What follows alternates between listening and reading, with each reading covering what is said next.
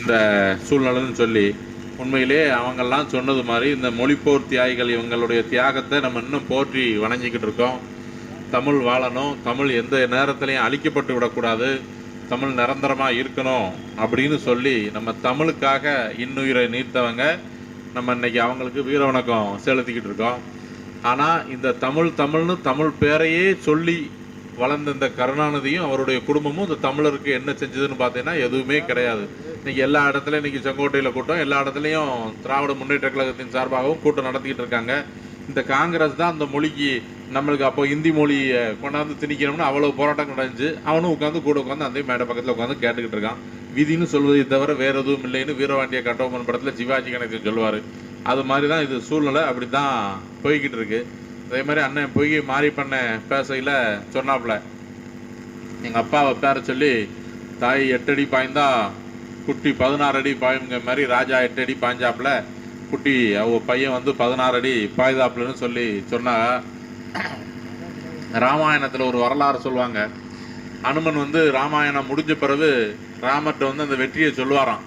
ராமா, நான் இல்லைன்னா அந்த வெற்றி பெற்றிருப்பது நீ கொஞ்சம் கடினம்தான் அப்படின்னு சொல்லி. அப்படியான அமைதியாக கேட்டுட்டு ராமர் சொல்வாராம், ஒரு ஆவாரம் மூடல லேசாக பெருவரில் வச்சு மிதிச்சுக்கிட்டு இதை பிடுங்கு அனுமன்னு சொல்லி சொல்வாராம். பிடுங்கிறதுக்கு அவர் இல்லாத வித்தையெல்லாம் வச்சு பார்த்து பிடுங்கிறதுக்கு முயற்சி பண்ணுவாராம். அது பிடுங்க முடியாதான்.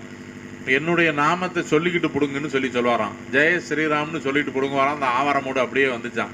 நான் 16 அடியில் 25 அடி 36 அடி 14 செந்தூர் பாண்டியம் மவங்கதும் கடையநல்லூர் சட்டமன்ற மக்களுடைய ஆதரவுங்களையும் தான் நான் பாஞ்சிக்கிட்டு இருக்கேன் ஒழிஞ்சு வேற எதுவும் நான் தனிப்பட்ட முறையில் எனக்குன்னு பெரிய செல்வா கூட பாயக்கூடிய ஆள் கிடையாது. அவங்க பேரை சொல்லி நான் பாஞ்சிக்கிட்டு இருக்கேன், அவ்வளோதான், உங்கள் எல்லாருடைய ஆதரவில். அதே மாதிரி நம்ம மாப்பிள்ளை சிவானந்த் மாப்பிள்ளை சொல்லையில் சொன்னார், என்ன பனையூர் பண்ணையாரா அவர், பனையூர் பண்ணையார் நம்ம அன்பு சகோதரர் விஜய சொல்லையில் சொன்னார், திரைப்பட நடிகரை. அவரோட பயணிக்கக்கூடிய சகோதரர்கள், அவர் ரசிகர் மன்றத்தில் இருக்கக்கூடிய ஆட்கள், நீங்கள்லாம் கொஞ்சம் புரிஞ்சுக்கோங்க. அவர் அந்த மேடையில் வந்து இருந்துக்கிட்டு அண்ணன் சீமான சொன்ன மாதிரி ஓ சகோதரர்களே ப்ரோ கரவுன்னு சொன்ன உடனே அதெல்லாம் நம்பி பெறாதே. முதல்ல ஊழலை ஒழிக்கணும்னா அவர் தேட்டரில் டிக்கெட் கொடுக்கறதுல முதல்ல 150 ரூபா டிக்கெட்னா 150 ரூபாய்க்கு கொடுக்க வைங்க. அதுலேருந்து உங்களுடைய ஊழலை ஒழிக்கத ஆரம்பிக்கும். தேட்டர் டிக்கெட்டு 60 ரூபா டிக்கெட்டு 600 ரூபாய்க்கு விற்கிறதுல ஆரம்பிக்கக்கூடிய ஊழல் அப்போ எது வரைக்கும் இருக்குன்னு பார்த்துக்கோங்க. அதை ஒழிக்கிறதுக்கு முதல்ல ஒரு முயற்சி எடுக்க சொல்லுங்கள். அவன் துட்டு போட்டு ஒரு 500 கோடி ரூபா போட்டு ஒருத்தன் ஒரு படம் எடுத்திருக்கான். அந்த படத்தை 9ஆம் தேதி ரிலீஸ் பண்ணணும்னு எல்லாம் செஞ்சுட்டு அதில் சென்சார் போர்டில் ஏதோ பிரச்சனைனா, என் படத்தை வெளியிடலாம் அவர் நடக்காமல் போயிருமா? நம்ம புரட்சி தலைவருக்கு அப்போ நாடோடி மன்னன் படத்தை தடை பண்ணதுக்கு கருணாநிதி என்னென்னலாமோ வித்து எடுத்தாருன்னு சொல்லி சொன்னாங்க. புரட்சி தலைவர் விட்டு ஒரே குரல்ல இருக்கக்கூடியவங்க பூரா அந்த படத்துக்கு அந்த ஒவ்வொரு தேட்டருக்கும் பாதுகாப்பு கொடுத்து அந்த படத்தை ஒளிபரப்புனாங்கன்னு சொல்லுவாங்க. அவரை நம்பி துட்டு போட்டு அவரை வச்சு படம் எடுத்த அவருக்குண்ட காரியத்துக்கே நிறைவேற்றிடுவாரு அப்படின்னு சொல்லி நினைக்கணும். அவரை நம்பி ஒரு 41 பேர் இறந்து போயிட்டாங்க. அவரை நம்பி அவரை பார்க்கறதுக்கு போனது அவர் நேரடியாக அவர் காரணமோ இல்லையோ, இன்னைக்கு அனைத்து இந்த அண்ணா திராவிட முன்னேற்ற கழகத்திலிருந்து அறிக்கை விட்டுருக்காரு, அவர் நேரடியாக காரணமோ இல்லையோ, ஆனால் அவருக்குன்னு போய் இறந்தவங்க அந்த குடும்பத்துக்கு நேரடியாக போய் என்னன்னு கேட்கல, இறந்த அன்னைக்கு ஹாஸ்பிட்டலில் போய் பார்க்கல. இவர் வந்து இந்த அண்ணாச்சி சுப்பியாபாணி அண்ணாச்சி தான் பேசையில் சொல்லுவாங்க, கூரை ஏறி கோழி பிடிக்க துப்பு இல்லாதவன் வானம் ஏறி வைகுண்டத்தை கிழிச்சிருவானாம்னு சொல்லி. அது மாதிரி இதையே காப்பாற்றுறதுக்கு முடியாத ஆட்கள் எதை காப்பாற்றிடுவாங்கங்கிறத கொஞ்சம் யோசனை பண்ணி பார்த்துக்கோங்க. அதே மாதிரி திமுக, அங்கே இருக்கக்கூடிய திமுக சகோதரர்கள், இங்கே இருக்கக்கூடிய மாமாமாரு, இந்த ஆட்சி பெரிய சாதனை பண்ணிருச்சு வச்சிருச்சு எடுத்துன்னு சொல்லுது. நம்ம தொகுதிக்கு என்ன செஞ்சாங்க அதை கேளுங்க. அந்த காலத்துல இருந்து இந்த காலம் வரைக்கும் என்ன செஞ்சாங்க? 2011 மாண்புமிகு புரட்சி தலைவர் அம்மா இருக்கையில எங்க அப்பா இந்த தொகுதி உங்களால தேர்ந்தெடுக்கப்பட்டு அமைச்சரா இருந்தாரு, இந்த தொகுதிக்கு என்னென்னலாம் கொண்டு வந்தாருன்னு அண்ணன் பிஜிஆர் அண்ணன் சொன்னாப்புல. இன்னைக்கு உங்க எல்லாருடைய ஆசீர்வாதத்திலையும் நான் இன்னைக்கு தேர்ந்தெடுக்கப்பட்டு சட்டமன்ற உறுப்பினரா இருக்கேன். இன்னைக்கு என்னால முடிஞ்சது இந்த ஊருக்கு 10 ரேஷன் கடை என் ஃபண்டில் கொடுத்துருக்கோங்க. 10 ரேஷன் கடை கொடுத்துருக்கேன், 4 பல்நோக்கு கட்டடம் கொடுத்துருக்கேன், தகர மேடைகள் கொடுத்துருக்கேன், போர் கொடுத்துருக்கேன். இதுல என்னென்ன இந்த பார்க்க புதுப்பிச்சிருக்கு, அந்த பார்க்க புதுப்பிச்சதுல இருந்து என் தொகுதி நிதியில இருந்து 1 வருஷத்து நிதியை இந்த ஒரே டவுனுக்கு என்னால முடிஞ்சதை நான் செஞ்சிருக்கேன். உங்கள் முதலமைச்சர் கேட்டாரு, உங்க தொகுதியில முக்கியமான கோரிக்கைகள்ல 10 கோரிக்கையை எழுதி கொடுங்கன்னு சொன்னேன். அப்பவும் எனக்கு ஊர் செங்கோட்டையும் நகராட்சி இருந்தாலும் பிரதானமா அப்ப எங்க அப்பா இருக்கையிலையும் கடையநல்லூர் தனித்தாலுகா, கடையநல்லூருக்கு காலேஜ், கடையநல்லூருக்கு ஐடிஐன்னு சொன்ன மாதிரி இன்னைக்கும் கடையநல்லூர் ஹெட் குவார்டர்னு கடையநல்லூருக்கு தான் முன்னுரிமை கொடுத்து கேட்கும். நம்ம இந்த பாலிடெக்னிக் காலேஜ் வேணும் இந்த கடையநல்லூருக்குன்னு கேட்டோம். எதுக்கு இந்த ஹாஸ்பிட்டலை நவீனப்படுத்துங்க, நம்ம ஜிஹெச் நெருக்கடியா இருக்கு, இதை நவீனப்படுத்தணும்னு சொல்லி கேட்டோம். மேக்க ஆத்த கடக்க முடியல மழை நேரத்தில், அதுக்கு பாலம் வேணும்னு கேட்டோம். ஒன்றும் கிடையாது. ஆமா, கேட்டா போறதையும் பிளந்தளியணும்னு பேர் மட்டும் வச்சிருவான். அதுல அந்த புலிகேசி அந்த பேர் வைக்க இந்த நிகழ்ச்சிகளுக்கு பேர் வைக்கலாம் பார்க்கல இந்த புலிகேசி படம் பார்த்தது மாதிரியே இருக்கும். அதுல இப்படி ஒரு துணியை மூடிட்டு உட்கார்ந்து இருப்பாரு யாரு, அந்த வடிவேலு. இன்னும் துணியை மூடிட்டு ஒருத்தன் தலையை மூடிட்டு உட்கார்ந்துருப்பான், இவரு உடம்ப மூடிட்டு தலை மட்டும் இருக்கும். என்னன்னு, இந்த தலை அந்த உடலுடன் இணைய போகிறது, குலையாமண்ணா இல்லை கலை, வருங்கால சந்ததியினருக்கு இதெல்லாம் தெரியவா போகிறது அப்படிம்பாரு. அதே மாதிரி இந்த பேர் வைப்பாரு, இந்த கொக்கோ அக்காமாலா கப்சி அப்படின்னு சொல்லி அவருக்கு என்ன வருதோ அது. அதே மாதிரி தான் இப்ப அந்த பேர்கள் போறான். கனவு காணுங்க, உங்கள் கனவை சொல்லுங்கள், உருப்படாத சிரிக்கும் இல்லையா இவன்கிட்ட சொல்லி என்னமா நடக்குமா, உங்கள் கனவை சொல்லுங்க. உன் வீட்டில் இருக்க கனவே உனக்கு நிறைவேற்ற முடியல, உன் மகனுக்கு 5 இடத்துல போய் அங்கங்க இருந்து வந்துகிட்டு இருக்கு, அதையே ஒன்றும் பார்க்க முடியல. அது மாதிரி அங்க வீட்டில் நடக்காது, உடனே தமிழகம் தலை குனியாது. என்னதுக்கு தலை குனியாது? அன்னைக்கு நம்ம எங்க அண்ணன் செல்வ மோகன்தாஸ் பாண்டியன் அவர் பேட்டி கொடுத்துருக்கே போட்டிருக்கேன். எங்க எடப்பாடியார் இன்னென்னலாம் சாதிச்சாரு. நான் சொன்னது மாதிரி 7.5% கொண்டு வந்தாரு, குடிமராமத்து திட்டத்தை கொண்டு வந்தாரு. இந்த மாதிரி திட்டங்களை கொண்டு வந்து தலை குனியாது தமிழகம். 11 மருத்துவக் கல்லூரியை கொண்டு வந்தாரு. இந்த சாதனைகளை சொல்லி தமிழகம் தலை குனியாதுன்னு சொன்னா சரின்னு சொல்லு. நீ என்ன செஞ்ச? அந்த பேர் ஏன் வந்ததுன்னு கேட்டுக்கோங்க. அவருக்கு டோப்பா மாட்டிருக்காங்க. டோப்பா மாட்டிக்கிட்டு இருக்கையில இப்படின்னு இருக்காரு, ஐயா குனியாதிய கீழே விழுந்துரும். உடனே பக்கத்துல இருக்கு, இதே எழுதிடுவோம், ஒரு பேர் வச்சிருவோமே, முதல்வரும் தலையை குனியக்கூடாது, தமிழகமும் தலையை குனியக்கூடாது, குனிஞ்சா டோப்பா கீழே விழுந்துரும். நீங்க தங்க தலை அவர் சொன்னது மாதிரி அண்ணாச்சி காளிமுத்து அண்ணாச்சி சொல்லையில ஒரு பேசையில சொல்லுவாராம், ஒருங்கிணைந்த அதிமுகவுக்கு ஆதரவுன்னு சொல்லி காங்கிரஸ் அப்ப சொல்லிச்சான். நம்ம அம்மா ஜானகி அம்மாவும் நம்ம அம்மாவும் ரெண்டா பிரிஞ்சு நிக்கல, ஆதரவு வேணும்னு காங்கிரஸ்ல கேட்கல, ஒருங்கிணைந்த அதிமுகவுக்கு ஆதரவுன்னு சொல்லி அண்ணாச்சி காளிமுத்து அண்ணாச்சி சொன்னார்.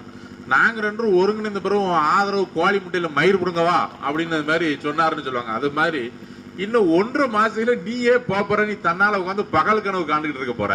இப்ப தமிழக மக்கள்கிட்ட கனவை சொல்லுங்கள், உங்க கனவை சொல்லுங்க. இந்த பேப்பரையும் கொடுத்தாங்க அந்த பெத்தாறு பயல்வோ, இதை எல்லாத்தையும் ஃபுல்லப் பண்ணி கொடுத்தா தான் ரேஷன் கடையில எல்லாம் வரும். உங்களுக்கு இந்த 1000 ஓவா வரும். இது எல்லாம் இல்லைன்னா 1000 ஓவா கூட நீயே அடுப்புல வச்சுக்கொண்டு 1.5 மாசம் வேண்டாம், ஐயா வந்தோடனே அதை சேர்த்து நாங்க கொடுத்துக்கிடுதோம். இதை என்னன்னு கணக்கு பார்த்து கொடுத்துக்கிடுவோம்னு சொல்லியாச்சு. போட்ட ஃபுல்லா ஏமாத்த வேண்டியது அவனுடைய வேலை. எங்க ஐயா இங்க இருக்கக்கூடிய காவல்துறை நண்பர்கள் நமக்கு ரொம்ப நெருக்கமானவங்க, ரொம்ப மதிப்புக்குரியவங்க. வந்ததுல இருந்தே ஐயோ போவோம். எங்க அண்ணாச்சி ஒரு ஆளெல்லாம் அந்த இதை எடுக்கிறதுக்கு விட்டுருக்காங்க.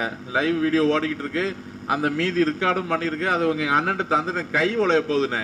அதே மாதிரி 10 மணி ஆயிடுச்சுன்னு சொல்லி எங்க அண்ணன் இங்க நம்மள்ட்ட சொல்லணும்னு வராரு. ஒன்றும் இல்லை, 2 நிமிஷத்துல முடிச்சிருந்தோம். இந்த அக்கறையே இந்த கனிம வள லாரி போகுது, அதுலயும் கொஞ்சம் காமிச்சிருக்கேன்னு தான் சொல்லுவோம், வேற ஒண்ணுமே இல்லை. இந்த 10 மணிக்கு மீட்டிங் முடிக்கணும் அப்படின்னு நீங்க சொல்லக்கூடிய அக்கறைய இந்த ஒரு டைம் வச்சிருக்காரு மாவட்ட ஆட்சித்தலைவர் அவர்கள். அவர் அந்த டைம்குள்ள இந்த கனிம வள வாகனங்கள்லாம் கரெக்டா போக சொல்லுங்க, அதை கரெக்டா பின்பற்றுங்க அப்படிங்கிறதையும் தான் சொல்லுதோம். அதையும் பார்த்துக்கோங்க, பார்த்துக்கிட்டா எங்களுக்கு ரொம்ப நன்மையா இருக்கும். அதே மாதிரி இந்த 10 கோரிக்கைகள்ல அந்த சொன்னது பாலத்துல இருந்து பாலிடெக்னிக் வரைக்கும் எதையுமே சொல்லலை.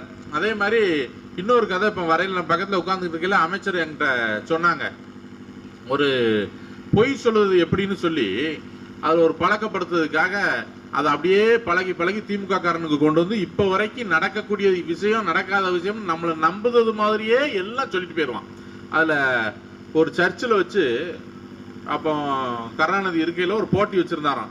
போட்டி வச்சிருக்கையில அந்த அவங்க இருக்கக்கூடிய ஆட்கள் எல்லாம் எப்படி பொய் சொல்றாங்கன்னு பார்த்துக்கிட்டு, நீங்க நம்ம திமுக அரசுல செஞ்ச நன்மைகளை பத்தி நீங்க பேசுங்க அப்படின்னு சொல்லி பேசினோடனே ஒருத்தர் மகளிருக்கு என்ன நன்மை செஞ்சிருக்கோம்னு பேசுங்கன்னு ஒருத்தர் பேசினாராம்.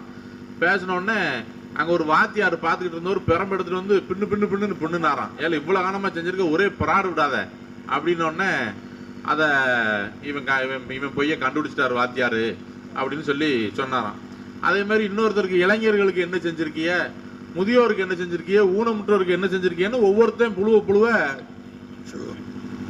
அந்த ஒவ்வொருத்தையும் ஒரு மிலிட்டரி ஆபீசர் ஒரு போலீஸ்காரங்கன்னு ஒவ்வொருத்தங்களா பெரம்பு எடுத்துட்டு வந்தாங்கன்னு சொல்லி சொல்லுவாங்க. அதற்கு பிறகு கருணாநிதி பேச ஆரம்பிக்க போறாருன்னு அங்கிருந்து துரைமுருகன் குடுகுடுன்னு ஓடியாந்தாராம். வேண்டாம் தலைவரை, பேச வேண்டாம், நம்ம போயிடுவோம் அப்படின்னு சொல்லி சொன்னாராம். என்னப்பா? இல்லை, நம்ம எந்த நன்மையுமே தமிழக மக்களுக்கு செஞ்சது கிடையாது.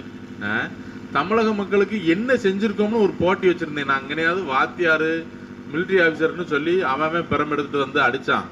நீர் பேச ஆரம்பிச்சேன்னா ஏசுபிரானே ஆணிலிருந்து கையை பிடிச்சிட்டு வந்து பெரம்ப கொண்டே உன்னை வெளுத்துருவான். பாத்துக்கோ, அவ்வளவு பெரிய ப்ராடு பைய நீ. அதனால இந்த போட்டியே வேண்டாம்னு சொல்லி நிப்பாட்ட சொன்னாருன்னு சொல்லி சொன்னாங்க. அதே மாதிரி அந்த வழித்தோன்றல்ல வந்தவங்க இவங்க யாரு? அவர் கருணாநிதி, அவர் மகன் ஸ்டாலின், இன்னைக்கு அவர் மகன் உதயநிதி, அவர் மகன் இன்பநிதி. இந்த வழித்தோன்றல்ல வந்துருச்சு. ஐயா புரட்சி தமிழர் எடப்பாடியார் சொன்ன மாதிரி வெகு நாட்கள் கிடையாது. இன்னும் நம்மளுக்கு கிட்டத்தட்ட 60 நாள் தான். 60 நாளோட இந்த திமுக அப்படிங்கிற புரட்சி தலைவர் ஆரம்பிக்கையில சொன்னாங்க, திமுக என்கிற ஒரு இத கருணாநிதி குடும்பத்தை வேரோடும் மண்ணோடும் அழிக்க வரைக்கும் இந்த அண்ணா திமுக எதுக்கும்னு சொல்லியிருக்காரு. இந்த 26ஓட அதுக்கு ஒரு வாலிபாடி எல்லாத்தையும் அனுப்பக்கூடிய வேலை உங்களுடைய வேலைன்னு சொல்லிக்கிட்டு இந்த 60 நாள் தான், ரொம்ப நாள் கிடையாது. கடையநல்லூர் மக்கள் எப்பொழுதுமே கொஞ்சம் சுதாரிப்பா இருக்கக்கூடிய மக்கள் தான். சங்கரங்கோயில் வாசுதவனூர்ல ஒரு சின்ன ஒரு இதுல நம்ம நூலடியில விட்டுட்டோம். அதே மாதிரி வரக்கூடிய தேர்தலில் நம்ம கடையநல்லூர்ல 2011 எங்க அப்பா நிக்கையில வாங்கின வாக்குல இருந்து நான் நிக்கையில எவ்வளவு பெரிய சோதனையா உள்ள சூழ்நிலையிலையும் 1000 ஓட்டு கூடுதலா தான் அந்த கடையநல்லூர் டவுன்ல எனக்கு ஓட்டு போட்டிருக்காங்க. வரக்கூடிய இங்க இருக்கக்கூடிய மாமாமாருக்கு சொன்னாப்புல, அண்ணன் சொன்னாப்புல, மாமாமார் புரிஞ்சுக்கோங்க, இங்க இருக்கக்கூடிய உங்க மையவாடிக்கு நான் சோறு கட்டுறதுக்கு துட்டு கொடுத்தேன், இங்க இருந்து நடத்த விட்டாங்களாங்கிறத யோசனை பண்ணி பாருங்க. மையவாடிக்கு இடம் வாங்க கொடுத்தேன், இங்க இருக்கிறத செய்ய விட்டாங்களான்னு யோசனை பண்ணி பாருங்க. இந்த பகுதியில் ஒரு ரேஷன் கடை தனியா இஸ்லாமிய பெருமக்கள், அதுல இப்ப லீக் சகோதரி தான் ஒருத்தங்க கவுன்சிலரா இருக்காங்க, அவங்களுக்கு ஒரு ரேஷன் கடை கொடுத்தேன். எவ்வளவு போராட்டத்துக்கு பிறகு அந்த ரேஷன் கடை கட்டப்பட்டதுங்கிறத கொஞ்சம் யோசனை பண்ணி பாருங்க. இங்க இருக்கக்கூடிய சேர்மன் மாமா மூப்பன் முஜிபுர் ரஹ்மான் வார்டுக்கு ஒரு ரேஷன் கடை வேணும்னு கேட்டிருக்காங்க. இப்ப எனக்கு ஃபண்டு காலி ஆயிடுச்சு. இல்லைன்னா அந்த ரேஷன் கடையை நம்ம கொடுத்துருப்போம். நாங்க பாரபட்சம் பார்க்கவே இல்லை. அன்னைக்கு இந்த பகுதியில போவையில நம்ம மாமாமாரு சொன்னாப்ல, மாமா அது ஏதோ அந்த டிரான்ஸ்ஃபார்ம் ஏதோ அந்த இடத்துல மாட்டுது, கொஞ்சம் மாத்த சொல்லி சொல்லுங்கன்னு. உடனே ஈக்கு போன் போட்டு சொல்லி அந்த இடத்துல வைக்காதீங்க, அது பிரச்சனைக்குரிய இடம்னு சொல்லி சொன்னேன். முழுமையா எங்களது இஸ்லாமிய பெருமக்கள் வாழக்கூடிய பகுதி. அதற்கு சொன்ன சொல்லையில என் மாமா ஒருத்தர் சொன்னாங்க, மாமா அதை செஞ்சு கொடுங்க, உங்களுக்கு அந்த பகுதியில் 50 ஓட்டு கூடுதலா விழும்னு. உங்க ஓட்டுக்காகன்னு இல்லை, நான் அந்த தொகுதியின் சட்டமன்ற உறுப்பினர், இறைவன் அல்லாவுக்காக கண்டிப்பாக அதை நான் செஞ்சு கொடுக்கணும். இந்த கட்டிடத்துல கிடந்தது யானை. இந்த யானை எவ்வளவு நாளா இருந்துச்சு, லைசன்ஸ் இல்லைன்னு தூக்கிட்டு போயிட்டாங்க. இம்புட்டு நாள் அதிமுக ஆட்சியில எங்கனையா இந்த யானையை அசைக்க முடிஞ்சா, தூக்க முடிஞ்சா? இந்த திமுக ஆட்சியில தானே தூக்கிட்டு போயிட்டான். இங்க இருக்கக்கூடிய மாமா மரம் அதை தடுத்து நிறுத்துறதுக்கு இந்த திமுக அரசாங்கம் என்ன செஞ்சிச்சு, அதை வாங்கிட்டு வரதுக்கு என்ன செஞ்சுன்னு கேளுங்க. கேட்ட அந்த நடவடிக்கையை எடுக்க சொல்லி சொல்லுங்க. இந்த பள்ளிவாசல் யானை, இந்த பள்ளிவாசல் நான் கேட்டா சிறுபான்மையினரின் பாதுகாவலரே நாங்க தான், திமுக தான் சொல்லி சொல்லுவாங்க. பள்ளிவாசல்ல இருக்கக்கூடிய இந்த யானைக்கு கூட இந்த திமுக அரசால பாதுகாப்பு கொடுக்க முடியல. நீ என்னத்த சிறுபான்மையினருக்கு பாதுகாப்பு கொடுத்துருவாங்க? இங்க இருக்கக்கூடிய சிறுபான்மை மக்களும் கொஞ்சம் யோசனை பண்ணி பாருங்க. மாமா நீங்க என்ன செஞ்சாலும், அடிச்சாலும், விரட்டினாலும், ஏசினாலும் இறைவன் ஆசீர்வாதத்துல உங்கள்கிட்ட வந்துகிட்டே இருப்போம். ஒரு பக்கமும் நாங்க போவே மாட்டோம். ஆமா, உங்களுடைய ஆசீர்வாதம் எங்களுக்கு இருந்துகிட்டே இருக்கணுங்கிறது தான் எங்களுடைய வேண்டுதல். என்னன்னு கேட்டீங்கன்னா, இந்த கடையநல்லூர் தொகுதி மக்கள் போன தடவை 26 ஓட்டுல ஜெயிக்க வச்சாங்க. இந்த தடவை 33,000 ஓட்டுல அனைத்து இந்திய அண்ணா திராவிட முன்னேற்ற கழகத்தை இந்த தொகுதியில ஜெயிக்க வைப்பாங்க. என்ன எங்க மாமாமார் ஓட்டு போட்டீங்கன்னா 42,000 ஓட்டு ஆகிக்கூடும். எங்களுக்கு அது பெரிய மகிழ்ச்சியா இருக்கவங்களுக்கு தான் உங்கள்கிட்ட நாங்க கேட்டுக்கிட்டேன். உண்மையிலே இந்த திமுக உங்களுக்கு என்ன செஞ்சிச்சுன்னு பாருங்க. எதுவுமே கிடையாது மாமா. நீங்க அதையும் யோசனை பண்ணி பார்த்துக்கோங்க.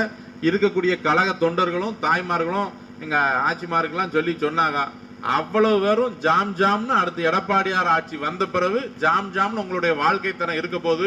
அனைத்து இந்திய அண்ணா திராவிட முன்னேற்ற கழக தொண்டர்களும் நீங்க நிர்வாகிகளும் உழைப்பதற்கு தயாராகிக்கோங்க. எடப்பாடியார் முதலமைச்சர் ஆவது 100% உறுதி. அதுல நம்ம தென்காசி மாவட்டம் 5ஐயும் வெற்றி பெற வைக்கணும்னு சொல்லி உங்களுக்கு கூறி வாய்ப்புக்கு நன்றி கூறி விடைபெறுகிறேன். நன்றி, வணக்கம்.